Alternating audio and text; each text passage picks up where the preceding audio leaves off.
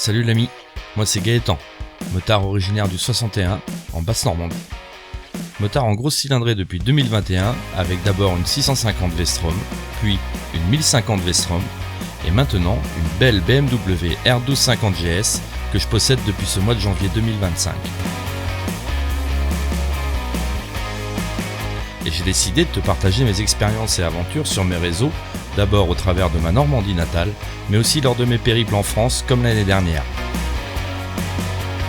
Et cette année, on remet ça avec notre road trip 2025 de quasi 4000 km à travers les plus beaux paysages de notre beau pays, la France. Bon visionnage, et surtout pense à t'abonner à nos réseaux YouTube, Facebook et TikTok, ça nous rend vraiment un fier service. Allez, je te laisse avec l'épisode du jour.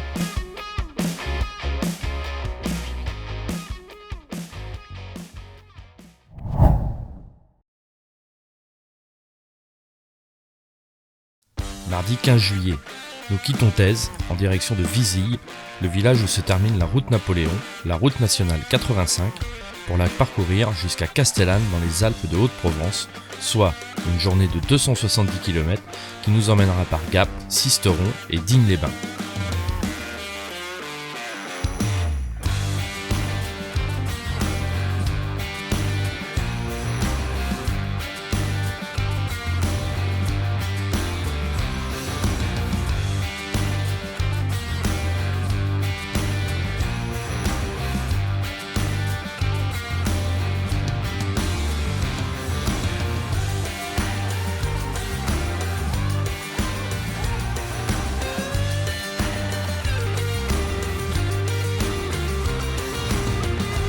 Au départ de Vizille, on saluera notre cher Napoléon, posé auprès des prairies de la rencontre où se retrouvaient les troupes à l'époque.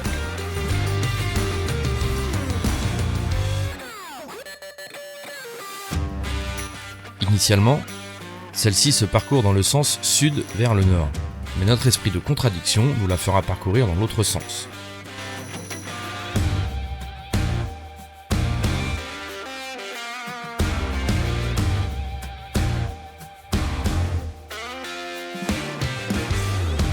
Tu feras attention, car celle-ci reste toujours aujourd'hui un axe principal très fréquenté par les automobilistes et les poids lourds, puisque celle-ci permet la jonction des villes comme Digne-les-Bains, à Sisteron, Gap et Grenoble. Sur le premier tronçon, entre Vizille et Gap, nous passerons à l'est du massif du Vercors parcouru la veille et au sud du massif des Écrins, connu pour ses neiges éternelles. Mais il nous faudra patienter quelques jours avant d'apercevoir celle-ci, puisqu'elle se trouve sur les versants nord. Et encore une fois, les paysages changent assez vite dans ce secteur. Nous nous rendons bien compte de notre avancée vers l'arrière-pays provençal de la part de l'architecture des maisons qui viennent remplacer peu à peu les traditionnels chalets montagnards. C'est arrivé aux abords de Sisteron que nous apercevrons la montagne du Lure que nous avions parcourue il y a 5 ans, étrangement ressemblante au Mont Ventoux qui se situe à quelques dizaines de kilomètres vers l'ouest. Et c'est ensuite après Sisteron que nous prendrons la direction de Digne-les-Bains, puis Château-Redon, pour nous engouffrer dans ces gorges le long de la rivière de l'Asse pour ensuite gravir le col des Lecs jusqu'à ses 1147 mètres d'altitude pour ensuite basculer vers le village de Castellane avec un magnifique point de vue sur le lac de Castillon.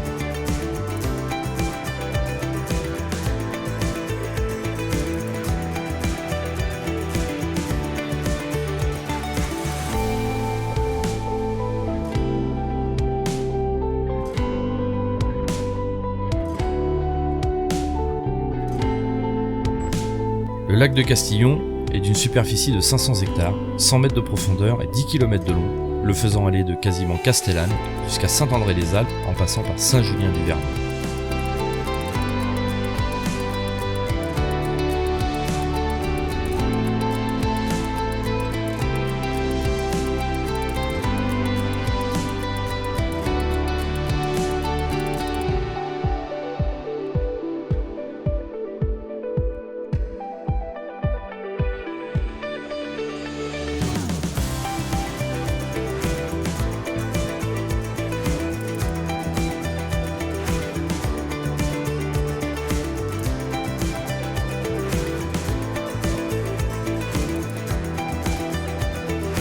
C'est dans un camping à l'entrée de Castellane que nous montrons notre campement pour cette 5e nuit avant de descendre dans le golfe de Saint-Tropez demain pour 2 nuits et une journée de pause puisque demain, 16 juillet, c'est l'anniversaire de Benjamin, notre compagnon de route et président du motoclub d'Argentan.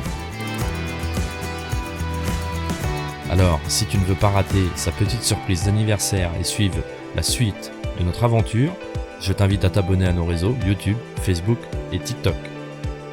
Salut!